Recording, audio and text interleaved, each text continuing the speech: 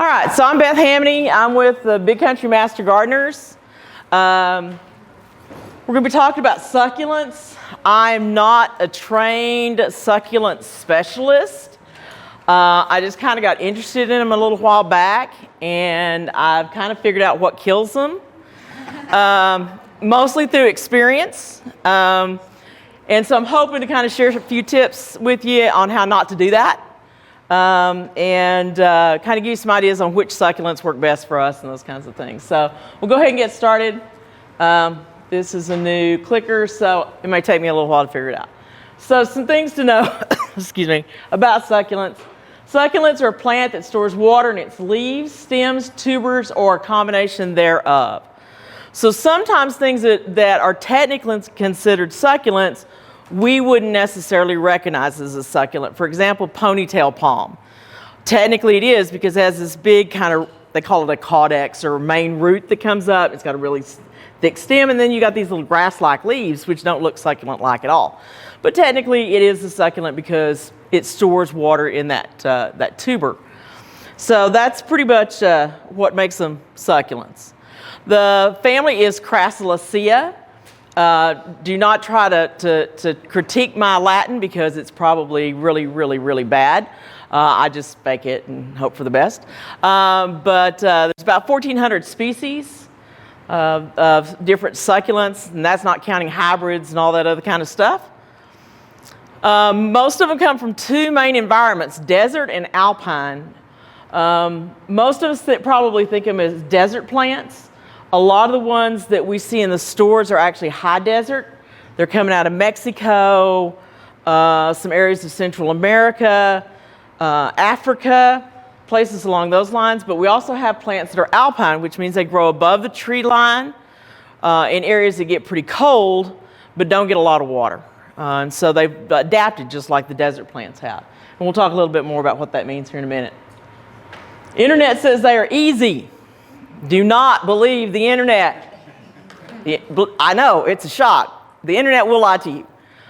This is probably one of the most frustrating things I see as I read these articles all the time about how easy they are. You buy them and you just leave them alone and they grow. No, plants don't do that. Not unless they're in the absolutely perfect environment, and then they do that. So they're not easy. They're temperamental, but if you can kind of get their number, you can figure out how to grow them. Most need a lot of sun, but does that, excuse me, that does not mean they can handle full all-day Texas sun, okay? If it's something that's native to Arizona, okay, it can probably handle our sun, unless it's coming from up in the mountains somewhere, and then it may not do quite as well. But a lot of these things, like I said, they're coming from high deserts where they grow in rocky crags, where they get some shade during the day from the rocks or other plants and things along those lines. We'll talk a little bit more about what happens when they get too much sun. So one of the things I want to talk about is kind of what you can find locally and what works and what doesn't. So one of the most popular things are echeverias. This is what got me interested. They look like little flowers. They're so pretty. They've got that rosette shape. You've got lots of different colors. They're often called hen and chicks simply because they do put out little baby offshoots lots of times. But that's kind of just a general name that they're sometimes referred to, and that can be a little misleading at times. You do get lots of colors, and most of the colors are caused by stress. That stress can be too much sun, could be too much cold, could be too little water. The key to get the pretty colors is stress them a little bit, but don't stress them too much. So, for example, that one in the middle there is an echeveria called Neon Breakers. It gets kind of purple and pink and all these really cool colors. And I get the best color in the fall when it's starting to get cool at night and they're outside. They're still getting some good sun and warmth in the daytime, but those cool nights are starting to change the colors and they look really nice. This one down here on the bottom left it's either Black Prince or Black Knight. They look a lot alike. I can't tell them apart. But they get that dark color from sun. Being in the sun, getting lots of sun. And if you put them in the shade, they'll turn green. You'll lose the color on them. So echeverrias are not cold hardy. They melt at 32 degrees. Their cells burst and they just turn into a sloppy mess. So you definitely want to bring them in the house if it's going to get cold and protect them. Throwing a blanket over them is probably not going to be enough. They will stretch if they don't get enough light. And basically what happens is that central stem that the leaves are growing on will start growing faster than it's putting out leaves. So you get more and more space between the leaves. That's called etiolation or something along those lines. I'm probably pronouncing it wrong. I just call it stretching. It's so much easier that way. And I'll show you a few pictures of that here in a little bit.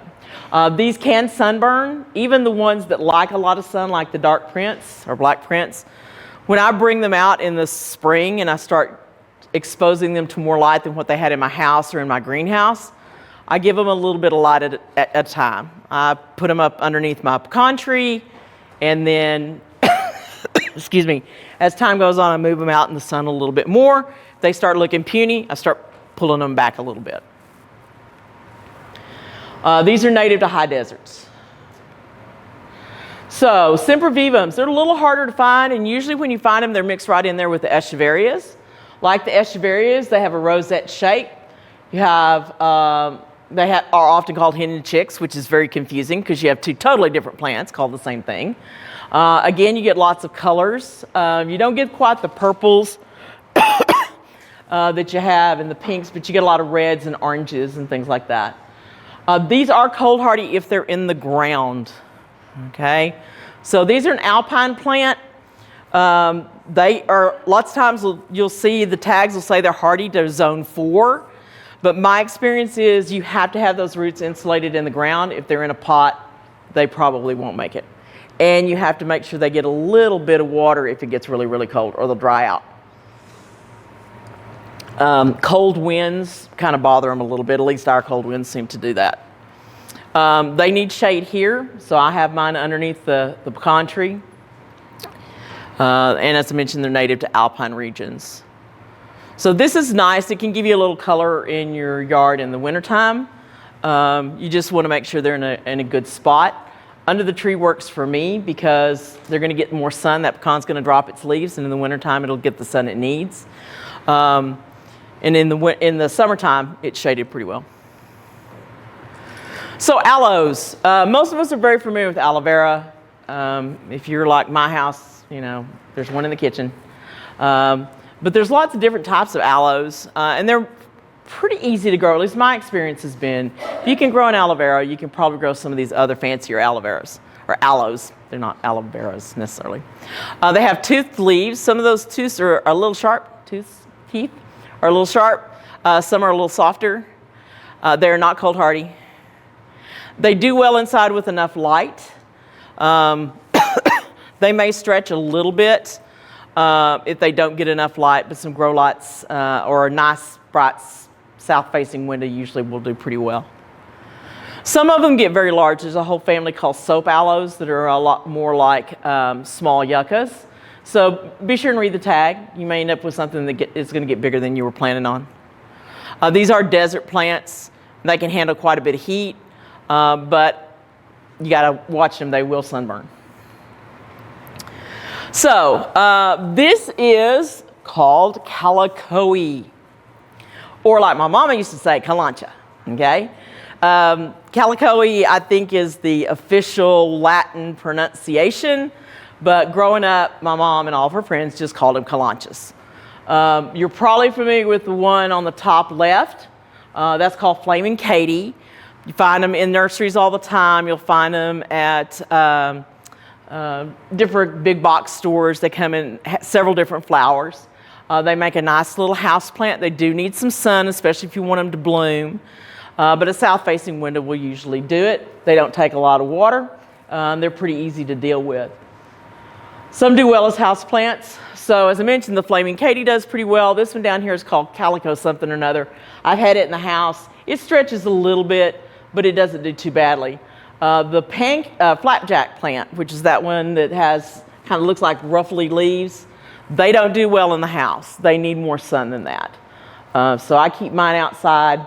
In the summertime, move them into the greenhouse in the winter. I have a little greenhouse. It's not very big. I don't use it in the summertime because it's too hot. I just use it in the wintertime to put stuff in. And then it's packed full of everything I want to try to save over the winter.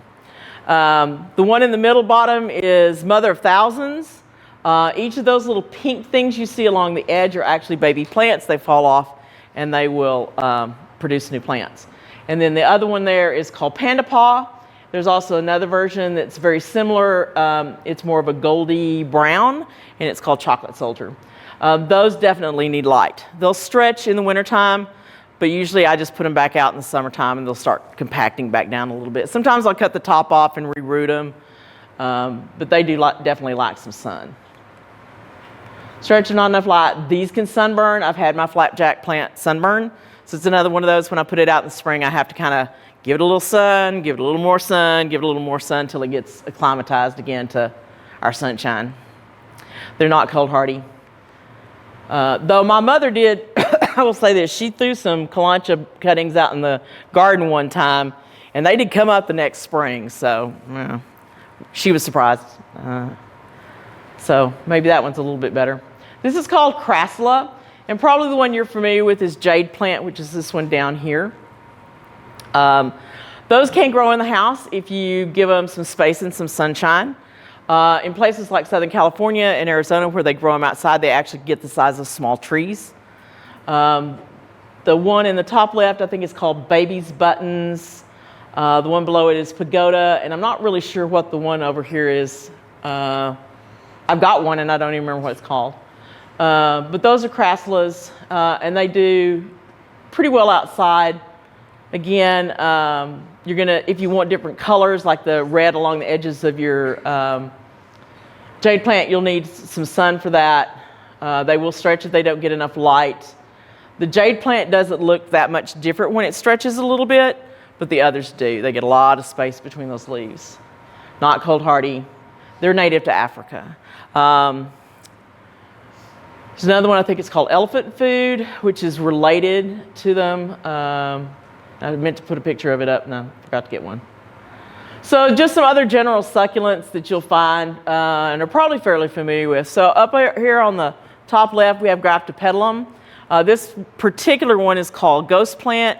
It's very hardy.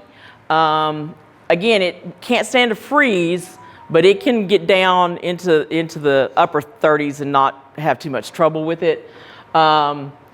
It gives you great color when it gets some sunshine in the summertime. It's really easy to propagate. It propagates from leaf cuttings and from stem cuttings really, really easy, and I've really enjoyed it. Next one over is Haworthia. They look a little like aloes, and sometimes I have to look at the tags to know the difference. They do well inside. They don't need quite as much sun as a lot of them do, so I can put it a little further away from some of the windows. They stay relatively small. Senecios are the strings of pearls, strings of turtles, strings of dolphins, strings of bananas, all those kinds of things. They're a little quirkier to deal with. I don't know about y'all. I've bought probably 10 string of pearls and killed every single one of them. And I found out part of what was going on was first I started overwatering them, and then I went the other direction and was underwatering them. So I have a string of turtles now. It's a variegated one, and I've kept it alive for almost a year. I'm very proud. But I have to be really careful on the water, and we'll talk about how to kind of do that a little bit later. Sansevieria, also known as mother-in-law tongue or snake plant. Y'all are probably really familiar with that one. The standard, which is pretty much that one, the tall one, is really easy to grow. Again, you don't want to overwater it. You want to make sure that when you do water it, you water it really thoroughly. And then you let it dry completely out. Now, I've had the smaller ones, I call them bird's nest. And they're about this big around, and they don't get very tall, and I kill every one of those. I don't know what the key to that one is. I haven't figured it out. I'm working on it. I'll figure it out eventually. So sedums down here. Now, sedums are also called stone crops. They're one of the few succulents that you can find some that are cold hardy. There's two there. One is Autumn Joy, that's the one with the flowers, and the other one is Angelina. Angelina kind of gets a coppery tone to it when the weather turns cool. Works as a nice little ground cover. It will freeze back if it gets cold enough, but lots of times it'll freeze back to the roots and then come back in the spring. When we had the really big freeze a few years back, I did lose some, but generally speaking, it usually will come back. I've even had some come back in pots, so the roots weren't that insulated. The taller sedums, like the Autumn Joy, it will die back in the wintertime and come back in the spring. I like them because I butterfly garden and the butterflies love the flowers. And there's that big head of flowers on there and the little butterflies just eat it up. Next to that is Gasteria. It's a lot like Haworthia. They tend to stay fairly small. They don't need quite as much sun as some of the others. There's some variegations now. They're coming out with some new hybrids that are really kind of cool. The one on the bottom has some yellow variegation that you don't see in the original. And then the last one is Adenium, also known as Desert Rose. I have 2 of those. Kind of like the ponytail palm, you have this big caudex or big root. You have to plant it really, really super high. And it's a little finicky. When it's blooming, it's going to want a little bit more water than normal. They tend to be a little pricey, and so I only have 2. One I caught on sale, and one of them was mislabeled. And it should have been more expensive than it was, but snooze you lose. You do what you have to. They're kind of fun. But they can be a little persnickety if you move them. If they like the sun they're in and you move them like to the other side of a table or something, they'll drop all their leaves and you're like, ah. I've got a red one that's relatively new and it's done really well for me, so I'm kind of excited about it. All right, so let's get into some of the brass tacks. So the key to succulents is water. They store water. That makes them highly susceptible to overwatering, which makes them highly susceptible to rot. Okay. Overwatering is not how much you water, it's how often you water. Okay? Let me say that again. It's in yellow. It's important. It's not about how much you water, it's about how often you water. When you water succulents, you want to water them a lot. You want to water them thoroughly, and then you want to leave them alone. You can go 2 weeks lots of times, not mess with them again. Okay? So let them dry out completely, then you water them thoroughly again. So here's the best way I have found. I picked this up from a guy online, and now I have noticed that there are 2 or 3 different folks online talking about doing this, not only with succulents, but also with tropicals. And that's basically using a wooden skewer, a chopstick, a stick, a knitting needle, something along those lines, and using it like you're testing a cake. All right? You take that thing and you put it down in the soil and you go all the way to the bottom of the pot. And you pull it out. And if there are crumbs of dirt on there, it's not done yet. You need to wait. With succulents, it needs to be completely dry. If in doubt, wait a few days. If there's like little teeny bits of dirt on the very, very, very tip, and you're like, oh, it looks so close. No, just wait. It's better to wait too long than not wait long enough. With tropicals, a lot of them, they need just the right amount of moisture. And so you want them to dry out like halfway or maybe 3/4 of the way. So this stick test really, really does work. And I have found that when I do it consistently, it keeps me from killing my plants with love. Because that's what water is. It's our love language. So you can also water from the bottom. They don't particularly like water on their leaves. Now, when my plants are outside, they're going to get water on their leaves. That's just life, okay? They're probably going to get sprinkled by the sprinkler every once in a while. I'll probably water them with a water hose. I'm not going to freak out. When I have plants inside, lots of times I will fill up the sink with water and stick them down in there and let them just soak up as much water as they can. I can leave them overnight. They should be fine. Let them drain really good. One of the things about watering from the bottom, you don't have to worry about the soil soaking up too much water. It will soak up as much as it can. And if you have soil that's become super dry and is actually repelling water, this allows it time to slowly soak up enough water that you get it thoroughly watered. Because sometimes what will happen, especially in bigger pots, is it gets so dried out that the soil literally repels the water. So you've watered it and you think, oh yeah, I've got that watered all the way through. But if you pull it out of the pot, you'll find that there are big sections that are still dry and then big sections that are wet. So this is hard with big pots, and so I don't do it with big pots very often. But a lot of my plants that are inside, that's the way I'll water them rather than trying to to just water them with a watering can. It also means that they'll drain in the sink and not drip all over my floor. I'm sure that never happens to y'all, but it happens in my house all the time. Okay, next thing is light. So cactus, agaves, graptopetalums, sedums, and some aloes and escheverias can take full sun. You just have to kind of experiment with them a little bit to see how they can handle it. Those that take full sun do not do great as houseplants. I'm not saying you can't grow them as houseplants, but you're going to need some kind of grow lights in order to do them.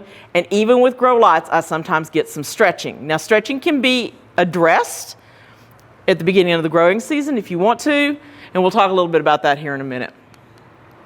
Bright indirect light, sansevieras, they will sunburn. I keep mine right now, it's on my south-facing front porch. It's in shade, but it's bright shade. So it's pretty happy. Haworthias, gasterias, Christmas cactus, kalanchas, mini crassulas, they don't need super bright light, and they do better as houseplants. The internet says some plants don't need light. As I mentioned before, the internet lies, okay? Plants have chlorophyll. They have to do that whole photosynthesis thing we learned about in 6th grade.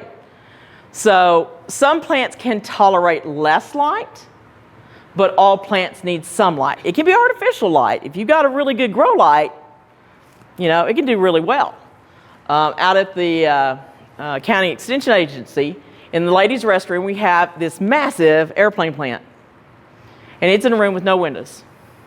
But they turn on those fluorescent lights when they get there in the morning, and they leave them on all day, and that seems to be enough. They seem to be happy, okay? But they're getting some light from somewhere. This idea you can put something in a room with no windows and no grow lights or anything, and they'll just be fine. No, that doesn't work.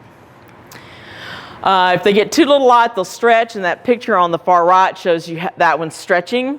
That one's stretching pretty moderately. Sometimes you'll get lots. I mean, that stem just takes off. It's looking for light. It's going where it can find, you know, some light somewhere, and you'll get lots and lots of space between the leaves. And then the other one, you can see it's sunburned, and that's not a escheveria. I think it's a neem or something like that. I don't know how to pronounce it. Okay, so taking care of your succulents. One of the things you need is fast draining soil. You can use cactus soil. You can go buy the stuff from the big box store, you know, Miracle Grow or whatever they happen to have. Be careful though. Sometimes you want to get a big bag because you think it's more efficient. And it's actually garden soil for cactus. What you need is potting soil for cactus. Garden soil is always going to be too heavy unless you've got super huge pots. You can also mix some things in to make that soil better. I use potting soil, perlite, and chicken grit, which is just granite gravel. If you've got some really coarse sand, you can use that instead of the gravel. I've used pea gravel from time to time. I don't think it works quite as well as something that's a little sharper, but it will work. And you can buy some pretty fancy types of stuff online to grow succulents in. I'm cheap, so I don't do that very often, unless I can find it on sale. Drainage is essential. I like to use terracotta pots. If I'm having trouble with a plant not draining fast enough, I'm going to move it into a terracotta pot. Or you can put it in a regular nursery pot, which has really big drain holes at the bottom, and then you just put it in a pretty fancy pot, and it'll look nice. You want to take it out of the water, make sure the plant is not standing in water long term. Overnight's one thing. Much longer than that, you're courting some root rot there. Let soil dry out completely between waterings. Did I say that already? Okay. We have these pretty arrangements up here. These are great to have for short term, but if you look at the plants that are in those pots, they don't have similar needs. Some of those need more sun, some of them need more water, and that's usually what happens. They're trying to create an aesthetically pleasing arrangement, and so they're going with what looks pretty together, not necessarily what grows well together. I like to get these things at the end of the season when they're on half price, and then take them apart and put them with the things they really should be with. But again, I'm cheap, so I do that all the time. All right, so when I buy a new succulent, I'm almost always repot it. pretty quickly usually. If the soil is super wet, then I'll just take the plant soil and all out of the pot and stick it in the shade somewhere.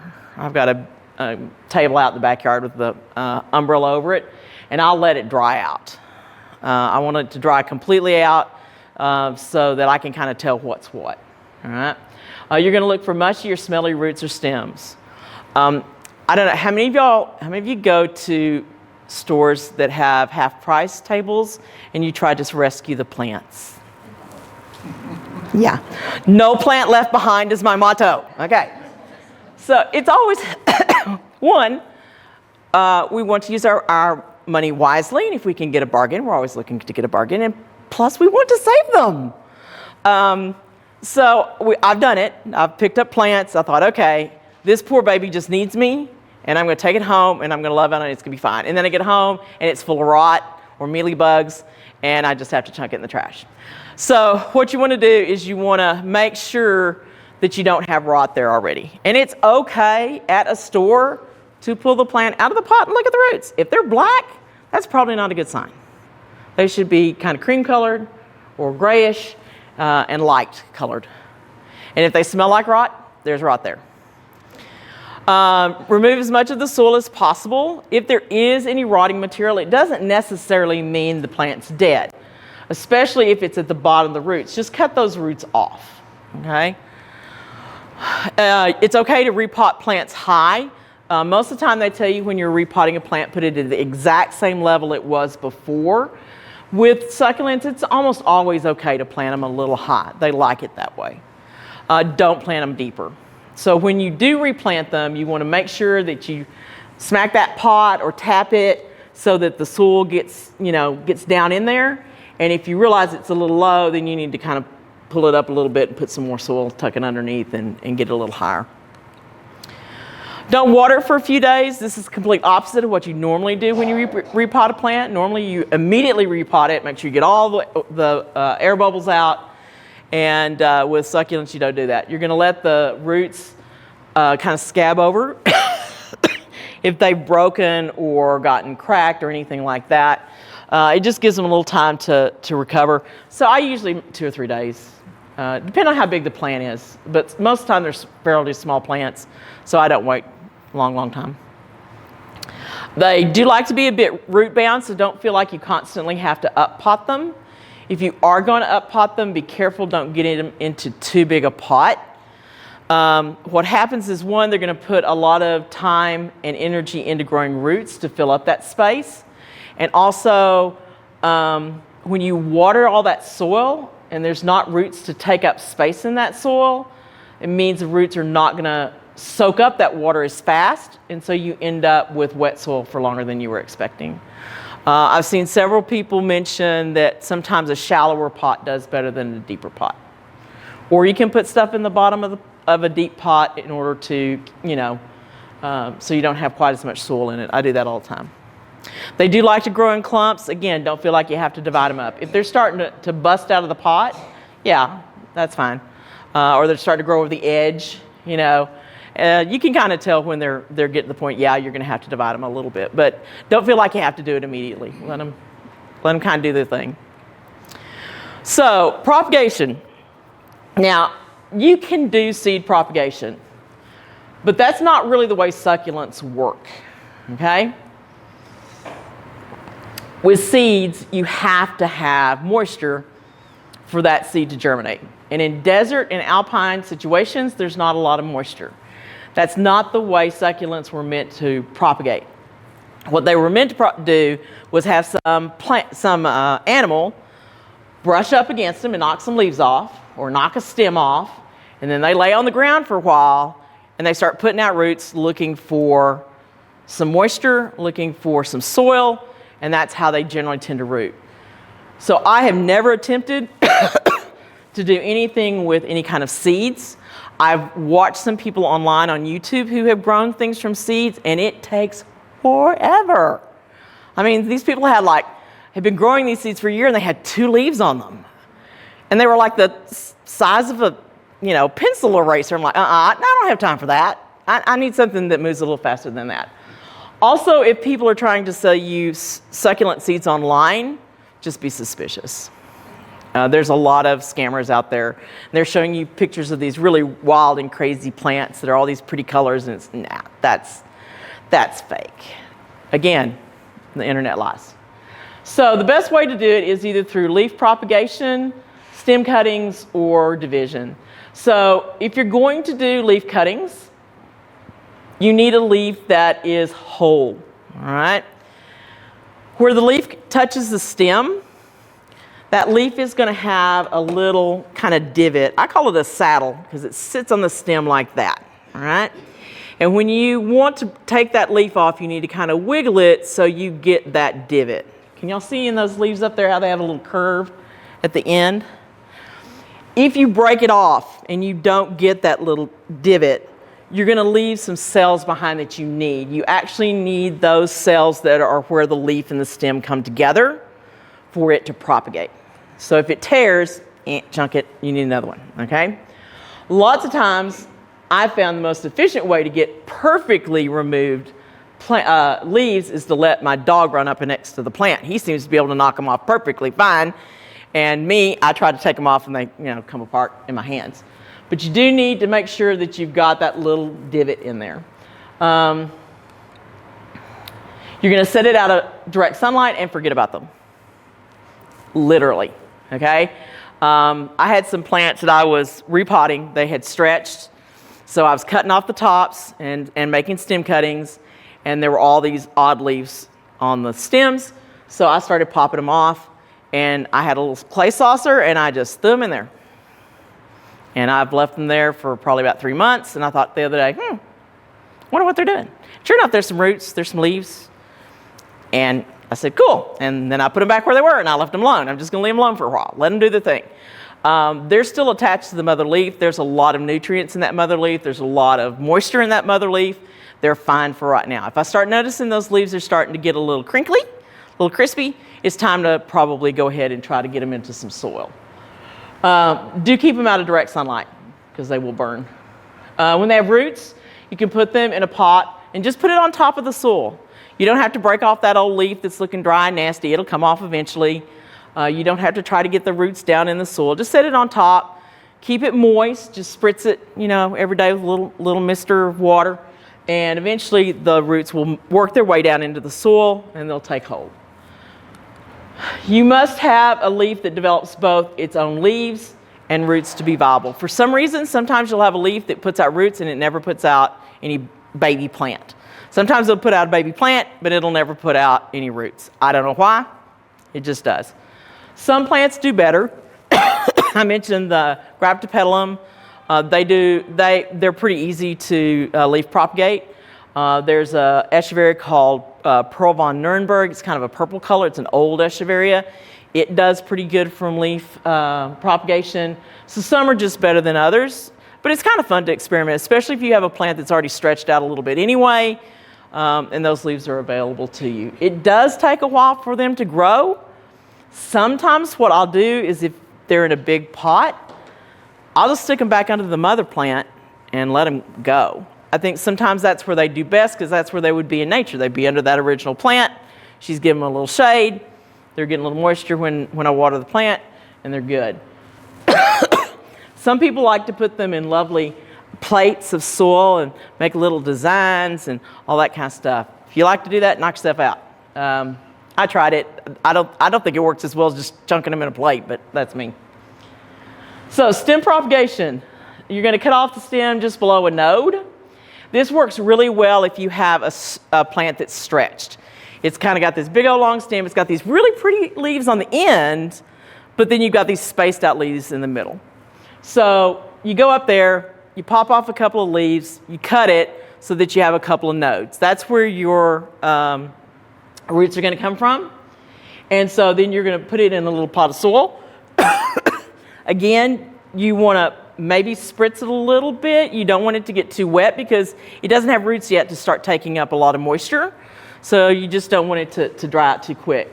Usually with stem cuttings, you do want to let the stem scab over a little bit so that it doesn't get root rot if the soil is damp. So with plants like these are relatively small.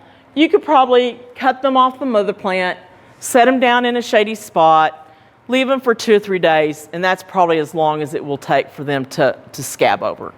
If you've got a bigger plant, it may take longer. So I've got an echeveria right now that's about this big around, looking really good, except for one problem. It's tilting like this. For some reason, it's growing to the side, and the neck is curved. It's dropped off all these leaves, and it's got this big, long, skinny neck, and eventually what's going to happen is it's going to topple over. So what I'll probably do is I'll probably wait till next spring, unless it starts to look like it's going to go over, and then I'll cut that top off. And I'll need to let it dry out. Now, because the stem's about that big around, I'll probably let it dry out for several weeks before I try to put it in a pot.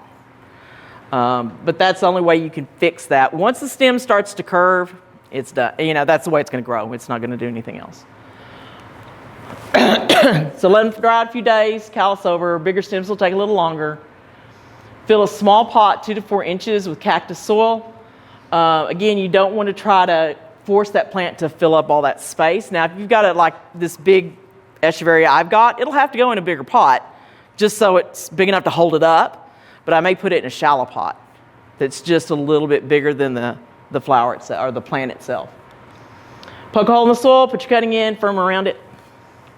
Mist until the roots take hold. How do you know the roots have taken hold? You're going to take hold of the plant and very, very gently, you're going to tug on it just a little bit.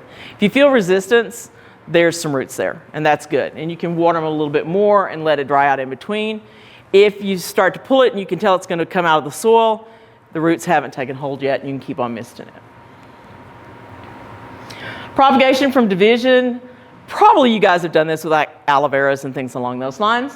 So you take the plant out of the pot, you separate the new offshoots, gently pull them apart, or you can cut them off, depending on how big the plant is. If the offshoot has roots, pot it up using cactus soil. Wait a day or 2 to water, just like you're repotting a plant. And then if there's no roots, treat it like a stem cutting. Put it in the cactus soil, keep it damp until roots form. So it's pretty straightforward. So problem solving. Root and stem rot is the biggest killer of succulents. We just love them and we water them too much, and they get rot. And rot does not signal automatic death, but it's definitely something you're going to have to deal with immediately. It's not going to get better. So what you're going to look for is you're looking for dark, mushy stems or roots. You're looking at leaves that just fall off, like you look at them hard and they fall off. They're mushy and translucent, and again, you get that smell of rot. The fix is you're going to cut above the rot. So let's say I have this plant that's up here in the top. You can tell that stem is rotted. It's black, it's dark, it's got problems. So probably what I would take and do with that plant is I would take off the bottom row or 2 of leaves up there. And then I would cut it where I can see the black. And then I'm going to hold it up and see if there's any black inside the stem that I'm trying to save. And if there is, I'm going to have to keep cutting. And I may have to keep popping off leaves and cutting back and cutting back. As long as I have a few leaves on the end of that stem, I should be okay. Now, sometimes there's rot in there and you just can't see it yet. It just hasn't manifested itself. But I have saved a few. It just depends on how quick you get to it. And then if that's the case, you cut it, there does not appear to be any rot, there's still leaves on the stem, then you let it dry out, callus over just like you normally would, pot it up like it's a stem cutting. Okay. If it looks like these 2 here, chances are it's done for. If it's starting to fall apart from the center, it's gone. Just tell it bye-bye and wish it well on its way to plant heaven.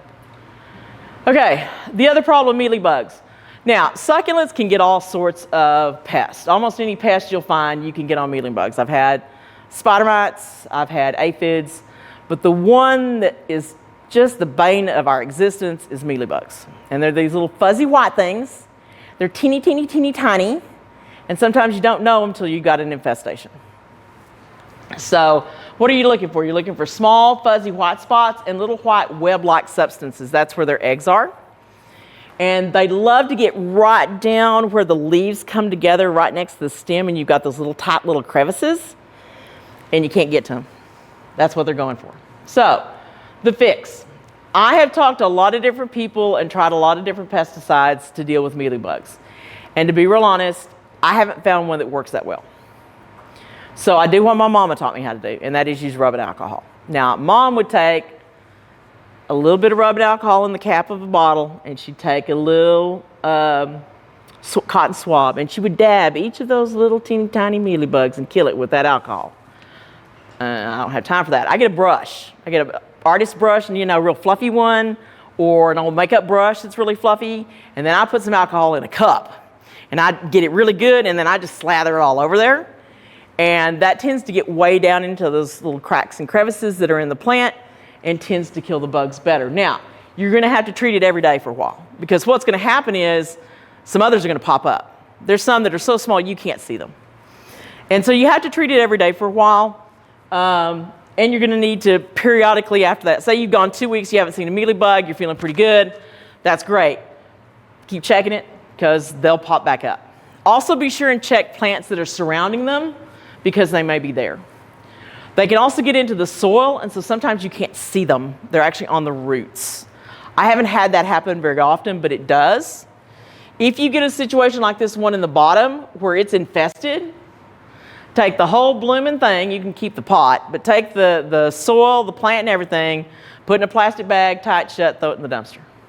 At some point, you got to cut your losses. There's just too much damage that you're not going to be able to fix it, and you don't want those things on something else. Okay, yeah, as I said up there. So check them periodically. It's not impossible to get rid of them, but it is hard to get rid of them. But if you got a pretty plant and you like that plant, it's worth the effort. It's not impossible. Okay, so problems continued. Underwatering, because we're afraid of overwatering, okay? I've done this too. I've killed plants because I was afraid that I was going to overwater them. So if you have wrinkly leaves like that one up there, or this echeveria here, the leaves don't feel plump. They are flexible, okay? That's usually not a good sign. One of the things with my string of turtles that I found, and I saw this online somewhere, they said if you take the leaves that are at the top of the plant, that are closest to the base, and you take those leaves and you kind of real gently try to bend them in half, make a little taco shell. If you can do that, they need water. If you try to kind of fold them over and they're firm, they're good. You don't need to worry about watering them. So that's one of the ways you can look for it. Now here's the other problem is you overwater them, you've underwatered them, so then you water them, and then you decide a couple days later, let's water them some more, because they're not looking good yet. It took them a while to get like this. It's going to take them a while to get to looking better again. Okay? So give it a thorough watering. Make sure water is coming out the drain holes. Then water the entire thing a couple of more times, because you want to make sure that soil is completely saturated. Soil that's super dry can actually repel water. I mentioned that already. And take special care with large pots. All right? And then you can also water from the bottom. Don't go overboard. You have to give them time to absorb that water. So remember I said that overwatering is not about how much you water, but how often you water. So if I had these plants and I gave them a good watering, I would not water them again until they are the soil is completely and totally dry. Even if it looks like they need to be watered again. Because the leaves may not have recovered yet, but the roots probably are. So you don't want to overdo them. Because here's what's happened. Every time I looked at one and said, oh, baby, I didn't water you enough. You need a little bit more. I've ended up killing it. So you just have to have, it's self-discipline. I know, it's like not eating a Snickers bar that's sitting right in front of you, but yeah, you just have to do it. Okay, some general advice. Nursery tags are very generic when it comes to succulents. Lots of times it will say assorted succulents, which tells you absolutely nothing. Okay? If it gives an actual name, you can Google it for more specific information. Most echeverias are going to need the same kind of care. Now, color will make a difference as to how much sun, so you may have to kind of look at that. If it's greener, it can handle a little more shade, but if it has fancy colors, you're going to slowly want to give it a little bit more sun. If it just says assorted succulents, try out one of the plant apps. I've found that most of them are fairly decent, especially with things that are sold in the nursery trade. Those nurserymen want these plant apps to recognize their plants. And so they're giving them information. So usually you can find stuff from the garden. Now, if I go out and I'm just trying to figure out stuff that's in a pasture, they're not very good at that yet. The greener the succulent, the better it handles low light. So if you see an echeveria that's really green, that might actually do fairly well in a house as long as you give it some sun. It may not stretch as much as others. The blues, purples, reds, etc. Won't do as well inside. And those are usually the ones I love, but they just don't do well inside. Most of the succulents I've dealt with can handle down to 40 degrees. Only sempervivums and some sedums can handle below freezing. But I've let them get down to 40. That's in my greenhouse in the wintertime, that's the bottom temperature I try not to get below. I've had it get down to 37 and not lost anything, but I try to keep it at 40 just to be extra safe. And I've had it get down to 32, and everything died. It's just the way it goes. They can handle the freeze. Okay, so these are a couple of people online that I enjoy looking at their stuff, listening to what they have to say. I've learned some things from them. Now, Foster at Joyous Garden, she's out of, I think, Southern California, Arizona. A lot of her succulents she grows in the ground because they don't get freezes where she is. But she does give you some good information about it. Angela at Sucks For You, she's out of Houston. I know. And when I thought, Houston, she's growing stuff in Houston? And here I am killing it in West Texas. But she's kind of figured out how it works for her. I enjoy listening to her. She's got some good stuff. I was telling some folks the other day, there was another guy I was listening to, and I could not remember his name. And then I was scrolling today, and he was on my phone, and his name is Tanner the Planter. He's out of the Metroplex. He's originally from Oregon. He and his family moved to Texas, and he's got a nursery. He doesn't do a lot of succulents. He does a lot of tropicals, but he's got a lot of good general plant tips. So he's another one, and I meant to put him up there, and I just didn't take time to do that. So, all right, how much time we got left?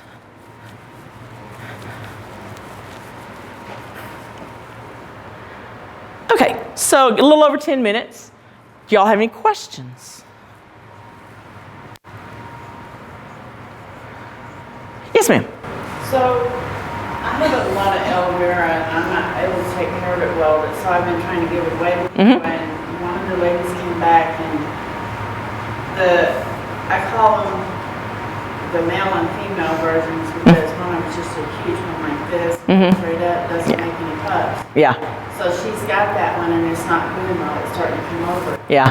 But she's got the plants like this. The bottom span probably goes out this far. Yeah. It's in a pot about this big. So I told her she needed to put it in because they have more of an elongated root. Yeah.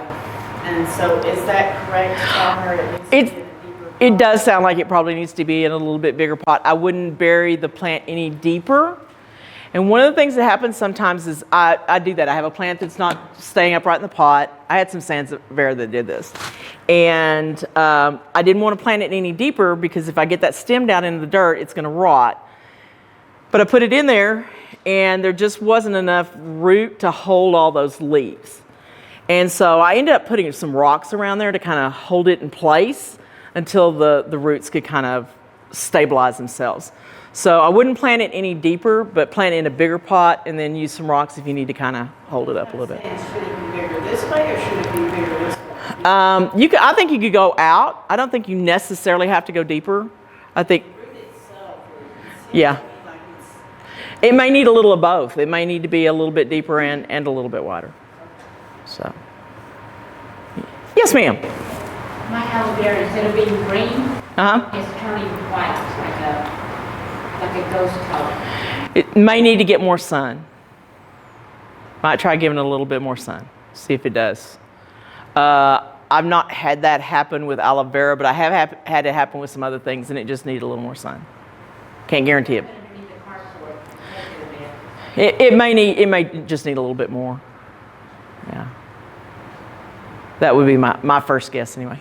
Yes, ma'am. Where do you get that gravel that you're doing? The chicken grit? Yeah. I get it at Tractor Supply. You can get it at, it comes in a bag. It's called chicken grit, and I think it's about a 20-pound bag. I tried using DG, which is what does that stand for? Yes, sir, thank you. Decomposed granite, which I could get at, any of the rock yards. You can get a 5-gallon bucket, and they'll sell it to you. And I found that it was too fine. So I like the chicken grit because it's pretty sharp, it's pretty gravelly, and I just mix up a whole bunch at one time. But you can probably get it at Jackson Brothers or anywhere that they're going to be selling chicken feed or things for chickens. So, yeah. Yes, ma'am. I have a ton of gnats. Mm-hmm. Are they the same? Gnats are probably, usually with gnats, there's water somewhere. You're either overwatering a plant or there's a plant that there's water underneath the pot or somewhere like that. There's a couple of things you can do. You can actually top dress the plant with some sand. The gnats like to lay their eggs in the moist soil. If you put sand over the top of it, then the moisture goes through the sand and the sand stays fairly dry. And I found that has worked really, really well. Even if I have the gnats, I just put the sand over the top? Mm-hmm. It'll take a little while for them to disappear. You can use sticky traps. You can buy there's different brands. Where do we get the ones for plant sale? Joe, Jackie, do y'all know? I guess just at a big box store, like the best I remember. Amazon. Yeah. Yeah, they've got some new ones that actually stick on the rim of the inside of the pot, and they crawl over it and they get on that. We've been using Zevo a lot because it handles the gnats, but we get mosquitoes a lot where I am, and I live with my mother who's older, and she sometimes forgets to close the door, so we get mosquitoes and flies and things like that. And the Zevo's worked pretty well. Yeah, I have a Zevo. I think it seems to reduce it, but it's still, Yeah. there's some, so I got sand. Yeah, I was having trouble with some in my kitchen. I was like, where are they coming from? I just can't figure out where they're coming from. And I had a pot that was in a decorative pot, and the decorative pot had a kind of a narrow base at the bottom, and there was just a little bit of water down there in the bottom of that, and that's where they were. They were laying their eggs in that water. And so I dumped it out, and now I'm more careful. I take it out of that pot to water it and make sure it's drained before I stick it back in there. But usually there's water somewhere. And so. Yes, ma'am. How do you compare the size of the pot to the cactus? Well, what I understand is you actually are looking at the root ball as opposed to the plant itself. So when you take all the dirt off of it, how big is the root ball? You want to go up about no more than 2 inches bigger than the root ball. Now, like I mentioned before, I've got a estuary I'm going to have to cut. It's going to have to go into a pot that's bigger simply because the plant itself is so big. But that's the recommendation, is no more than 2 inches bigger than the existing root ball. 2 inches around the... Yeah. So if it was in a 2-inch pot and it's outgrowing the 2-inch pot, you can put it in a 4-inch. If it was in a 4-inch pot and it's outgrowing it, you could put it in a 6-inch. Unless you get in there and find that there's not much root ball to it. And sometimes that'll happen, especially if you're getting something from a big box store where they've not been watering it properly. Sometimes there won't be much root there. So, yes, sir. What's the distinction between a succulent and a cactus? Cactuses are a type of succulent. They would fall in the succulent family. Succulent is a really generic gardener term. It doesn't have the kind of horticultural definition that some other terms have. So it just means kind of a general group of plants. So anything that's holding water in the stem, leaves, it tends to be a succulent. So they do fall in the succulent category. And I didn't talk about them because I think most people with cactus kind of understand that they're desert plants and they don't struggle with them quite as much. Now, I have killed cactus, don't get me wrong, but I know what I did. And in one case I gave it too much water, in one case I didn't give it any. So it goes both ways. Any other questions? Any answers? Yes, sir. Oh, is there a question over here? Oh, okay. Freebies. Oh, yeah, we got some freebies. Well, thank y'all for coming out.